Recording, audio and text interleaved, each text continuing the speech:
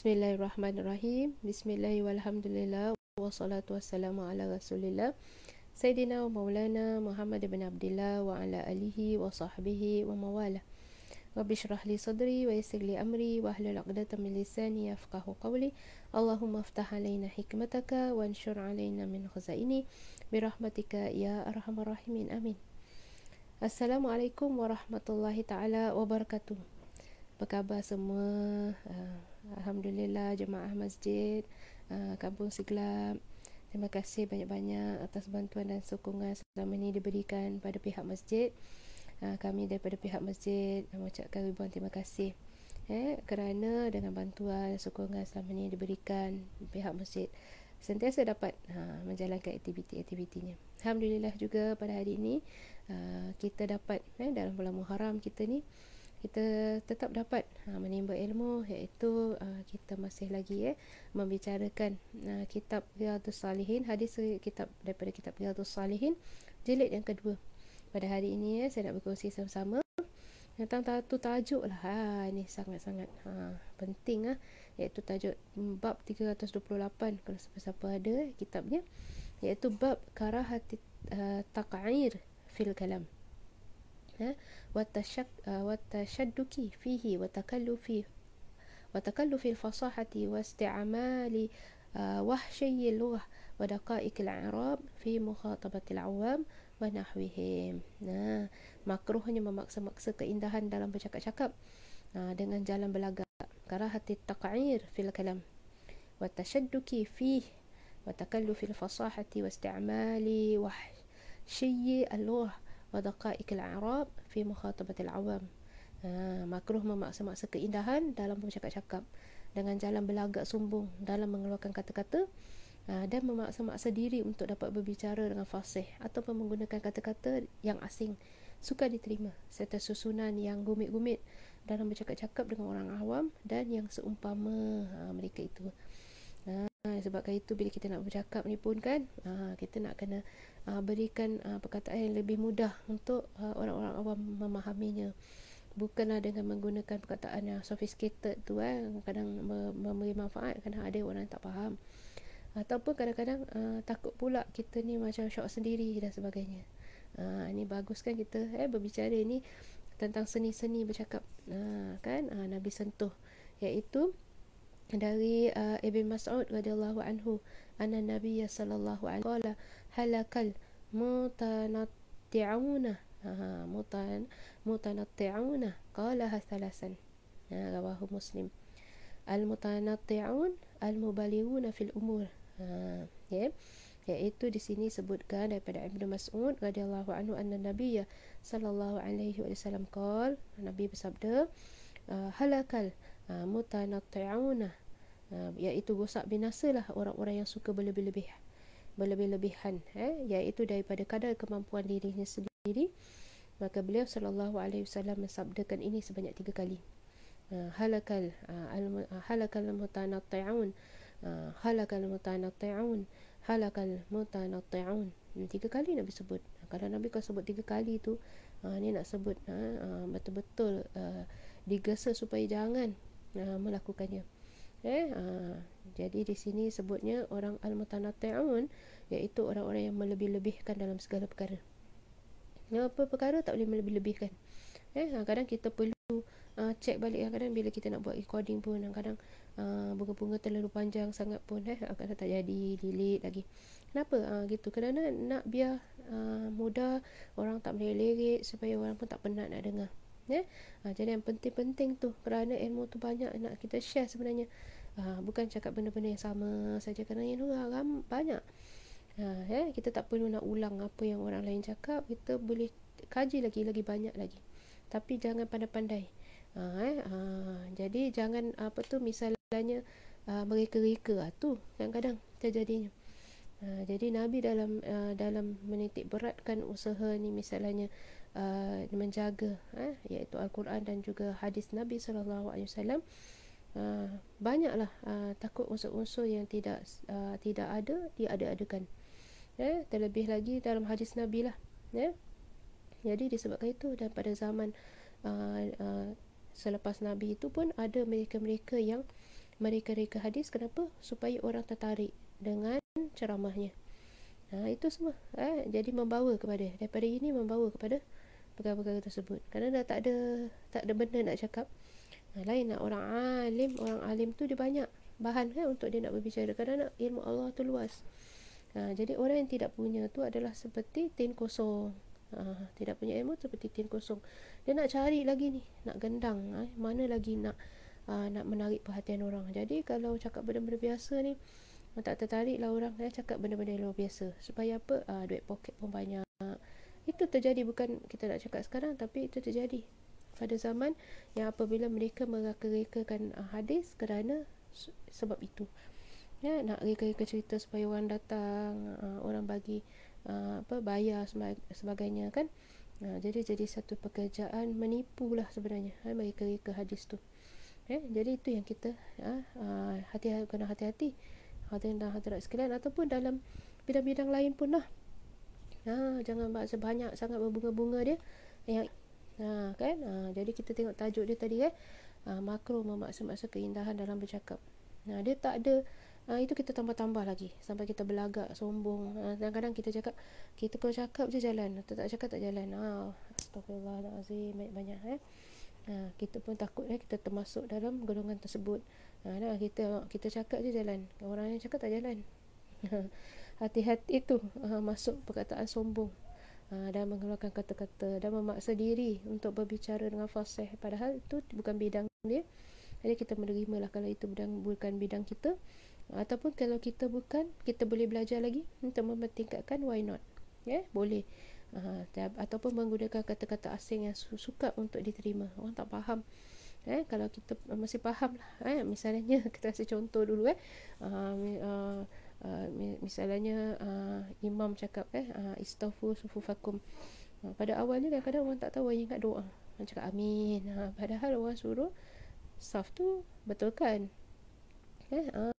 Misalnya dulu saya pergi ke haji juga ustaz tu baca buku dia yang ada dalam kitab dia bahasa Arab. So kita tahu bahasa Arab kan, jadi kita pun ikut di belakang dia, kita dengar apa dia baca. Dia baca daripada awal tajuk, macam dia punya tajuk, macam bila masuk dalam masjid, baca ni. Patutnya tak payahlah baca tu kan, tapi dia baca katnya lah, sukalah, tak apa. Pasal yang faham dia seorang kan, pada waktu tu yang dia maksudkan, dia bawa jemaah yang lain. Jadi kebetulan saya pun kat tepi dia. Pakcik dah awal-awal dah amin dulu. Orang ingat bahasa Arab je amin kan, ataupun lagu-lagu Arab je ingat tu cakap Arab tu bagus, padahal cerita lagu-lagu adalah lagu-lagu cinta. Itu penting tu. Jangan kita, ilmu sangat-sangat penting. Hadirin-hadirat sekalian. Kemudian di sini disebut an Abdullah bin Amr bin al-As radhiyallahu anhuma anna Rasulullah sallallahu alaihi wasallam qala innallaha yubridul baligha min ar-rijali alladhi yatakhallalu bilisanihi kama tatakhallalu al-baqarah.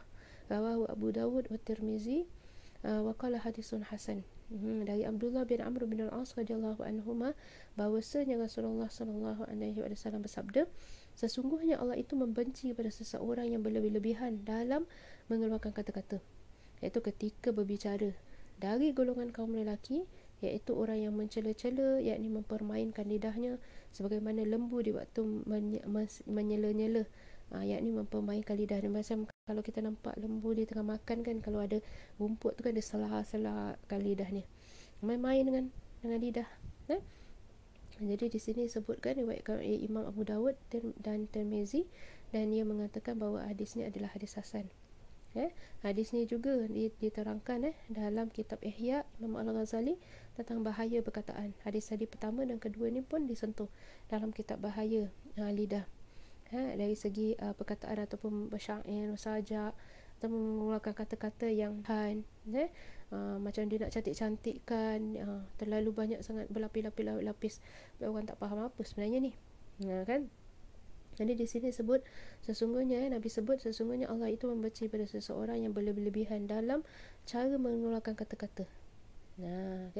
Iaitu daripada kalangan orang lelaki alladhi yatakhallalu bilisanihi kama tatakhallalul baqarah, yang menyela-nyelakan lidahnya, mempermain-mainkan lidahnya, menggunakan lidah dari segi bercakap-cakap, sebagaimana lembu ni waktu dia nak makan rumput pun dia menyela-nyelakan lidah dia, main-main, kan gitu.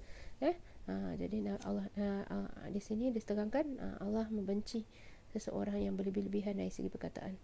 Short, yang sampai kepada tujuan itu lebih baik lah, daripada banyak-banyak. Nanti kadang-kadang orang pening, bukan orang, kadang saya pun pening, apa yang nak dimaksudkan, apa yang nak disampaikan. Jadi kalau kita ilmu, misalnya ilmu, kita kata kebaikan ilmu ni, kita bukan nak jual ilmu, tapi kita datangkan yang hak ilmunya, apa kebaikan dia. Misalnya tak perlulah kita nak defensif, kenapa kita nak ajar pelajaran ni, macam mati mesti nak belajar ni pelajaran, misalnya. Jadi kalau tak perlu, pasal ilmu tu memang baik untuk dipelajari. Ada yang begitu, pasal terlalu lama sangat cakap pasal kenapa ilmu ni, misalnya kan. Ilmu tu bagus untuk dipelajari. Jadi misalnya kasih contoh macam ilmu taranum misalnya, sedap kan kita dengar qari baca, baguslah kalau ini memperdengarkan sampai orang suka. Biarlah orang menghayati juga patah lagunya, cara bacaannya yang sedap merdu tu, bersama juga orang akan menilai juga, pergi balik rujuk apa ayat ni maksudkan. Saya kadang bila suami buka di dalam kereta, kadang kita dengar terus catat, ni ayat ni, kita nak dalami lagi ayat ni. Walaupun kita dengar qari tu baca kan, kita nak mendalami ayat ni, ambil tengok apa, pasal saya tahu bahasa Arab kan, saya ambil apa ayat ni, kita cari ni ayat ni, kita nak pendalami lagi, kita nak tahu lagi apa maksud dia sebaliknya, gitu. Kita dengar sedap, kita kaji lagi, kita rujuk lagi, macam tu. Jangan asyik kita nak cakap pasal taranum je, lagu-lagunya, jadi dah kita cakap kenapa mesti nak nyanyi, mesti nak lagu begini, lagu begitu. Tak payah nak promote macam tu, pasal beritahu ini penting jugalah untuk sebahagian kita mengetahuinya, supaya kita ini dasar-dasar ilmu, dia tidak juga membawa kepada kemudaratan, maksiatan kan. Jadi begitu. Dan ada orang yang diberi kelebihan untuk boleh membaca dengan sedap suaranya kan, ada orang tidak, tapi untuk mempelajarinya penting. Macam itu. Jadi tak payahlah kadang-kadang ada school of thought banyak, perbezaan ni, perbezaan mazhab tu. Ada mazhab cakap macam taranum, ada yang mengizinkan untuk belajar, ada yang kadang takut terbawa-bawa kepada lebih daripada itu. Nanti orang asyik tengok pasal lagu bacaan saja, tapi orang tidak menilai bacaannya, apa yang nak disampaikan daripada Al-Quran tu. Itu semua kita still boleh ingatkan orang supaya jangan dah hanya mendengar saja, tapi nak kena rujuk dan tengok tafsirnya, apa maknanya, supaya kita dapat faedah daripada apa yang dibaca.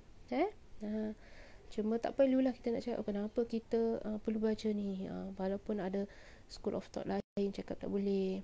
Tak perlu defensif macam gitu sekali, kerana kadang-kadang bukan kadang-kadang, kerana itu ilmu. Ilmu, belajarlah, asalkan dia tidak membawa kepada benda-benda yang haram. So kadang-kadang kita terlalu cakap sangat tu, ataupun kadang yang maaf cakap, saya pun kadang-kadang lah boleh terlari daripada tajuk, minta Allah ampunkanlah dosa. Kadang kita nak sampaikan tu, kita pergi jauh lah. Kadang-kadang orang cakap apalah cerita pasal itu, siapa nak dengar. Minta Allah ampunkan, pasal selepas habis majlis ilmu, so kita istighfar banyak-banyak, supaya apa dosa-dosa yang kita cakapkan tu, kadang-kadang kita tu tengok lensa kita, bird eye kita. Bukan eye orang lain, eagle eye kita, bukan eagle eye orang lain. Tapi kalau kita nama eagle eye tu kena tengok keseluruhannya kan. Tapi kadang-kadang begitulah manusia, kelemahan tapi kita bila banyak baca ni, banyak muhasabah supaya kita jangan buat. Kemudian hadis seterusnya daripada Jabir radhiyallahu anhu, anna Rasulullah sallallahu alaihi wasallam qala, inna min ahabbikum ilayya wa aqrabikum minni majlisan yaumal qiyamah ahasinukum akhlaqah, wa inna abradakum ilayya wa ab'adakum minni yaumal qiyamah asarsarun wal mutasyaddiqun wal mutafayhikun rawahu Tirmizi wa qala hadisun hasan wa qad sabaqa syarhuhu fi bab husnul khuluq. Bab ini telah disentuh juga dalam bab kepribadian yang baik ataupun akhlak yang baik.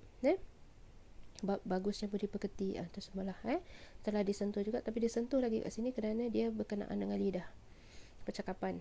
Jadi daripada Jabir radhiyallahu anhu, anna Rasulullah sallallahu alaihi wasallam bersabda, sesungguhnya termasuk golongan orang yang paling saya cintai di antara engkau semua serta yang terdekat kedudukannya dengan saya pada hari kiamat ialah yang terbaik budi pekertinya di antara engkau semua itu. Dan sesungguhnya termasuk golongan orang yang paling saya benci di antara engkau semua serta yang terjauh kedudukannya dengan saya pada hari kiamat ialah orang yang banyak bicara, sombong bicaranya serta merasa tinggi apa yang dibicarakannya itu kerana bangga dia, kecongkakannya. Jadi di sini disebut mereka yang Allah yang paling Nabi sayang adalah paling Nabi cintai adalah mereka yang dan dekatlah kedudukan dengan Nabi, dan paling dan dekat kedudukannya dengan Nabi pada hari kiamat adalah orang yang terbaik budi pekertinya. Pasal adab yang datang dulu. Ilmu tanpa adab tidak berguna, seperti pokok yang tidak berbuah. Macam tu tak dapat hasilnya kan, pasal orang tengok je shut down, tak nak lagi ni adab tak bagus lah. Jadi pada yang baik, terbaik budi pekertiannya di antara engkau semua, dan termasuk juga golongan yang paling Nabi benci pada hari kiamat ialah jauh lagi kedudukannya, dia jauh kat sana, tak dekat dengan Nabi pada hari kiamat ialah orang yang banyak bicara. Misalnya janganlah kita termasuk orang yang berbicara benda-benda yang tidak penting. Sahabat ambil batu sampai masuk dalam kerana nak menolak daripada banyak berbicara. Jadi sombong bicaranya, bicara sombong. Ni kalau aku yang settle kan masih dapat settle punya, korang ni apa ni, settle tak settle lagi. Dah jadi bangga kan, bongkak kan. Yang jadi kasihkan settle tu Allah Subhanahu Wa Taala. Kalau kita balik kepada situ, Allah nak mudahkan, mudah. Kadang Allah kasihkan mudah supaya kalau lagi hanyut. Tu hati-hati, bukan mudah ni namakan mudah. Disebabkan kebaikan, tapi mudah kerana nak hanyutkan kita lagi. Na'udzubillah misalik. Kemudian apa dia, semua bicara serta merasa tinggi apa yang dibicarakannya. Dan dia banggalah. Selalu kalau aku tak ada tak jalan ni. Aku ada baru jalan. Aku usahakan baru dapat. Kalau tak usahakan ni mana boleh dapat ni semua. Ingat satu masa kita di situ, satu masa nanti kita di tempat lain. Jadi kita nak kena banyak merendah diri. Muhyiddin hadirat sekalian, muslimin-muslimat sekalian yang berbahagia. Inilah yang Nabi ajarkan kepada kita. Orang yang nak dekat kepada Nabi, awak cinta dan Nabi dekat dengan Nabi sallallahu alaihi wasallam pada hari kiamat ialah ahasinukum akhlaqa, orang yang paling baik akhlaknya. Saudara-saudari sekalian, muslimin muslimat sekalian, akhlak tu kan adalah hubungan kita hablum minan nas, hubungan kita dengan manusia. Hubungan kita manusia, kalau kita takut kepada Allah, itu hubungan baik sama manusia kerana kita takut the day of judgment, ini hari pembalasan, iaitu kita akan balik kepada hablum minallah juga. Jadi orang yang tidak lulus dengan manusia tidak akan lulus hubungannya dengan Allah Subhanahu Wa Taala. Terus Nabi tu akhlak tu sama manusia. Dia perbaiki, dia kuatkan hubungannya dengan Allah Subhanahu Wa Taala, berjaya dan lulus. Begitu. Mereka yang tidak bersyukur kepada manusia tidak bersyukur kepada Allah. ya, kerana daripada kan Allah bilang kenapa apa tu, aku sakit kau tak datang ziarah, aku tak ada makan kau tak kasih makan, dalam satu hadis. Jadi uh, Allah tu maha maha besar, maha kaya, takkan kita yang nak kasih makan. Kata Allah, bukan begitu, tapi ada hamba-hambaku yang susah, kenapa kau tak kasih makan? Ada hamba-hambaku yang sakit, kenapa kau tak ziarah? Macam itulah. Tak nampak? Terletak kepada hablum minanas. Hadirin hadirat sekalian. Okay. Jadi daripada hadis tersebut ada 3 hadis dalam bab ni, kita berhati-hati supaya kita jangan terjebak di dalamnya, insya-Allah. Okay, saya doa mudah-mudahan kita semua termasuk hamba-hamba Allah yang sentiasa menjaga ni lidah. Ada 2 perkara yang Nabi suruh kita jaga, kerana lidah dan juga kemaluan.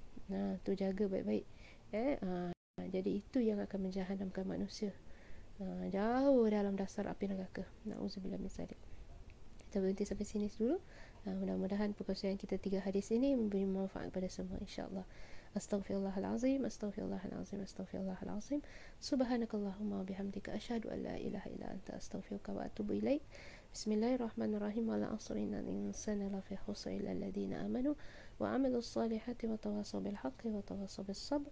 Wa sallallahu ala sayyidina Muhammad wa ala alihi wa sahbihi wasallam. Walhamdulillahirabbil alamin. Terima kasih banyak-banyak. Assalamualaikum warahmatullahi wabarakatuh.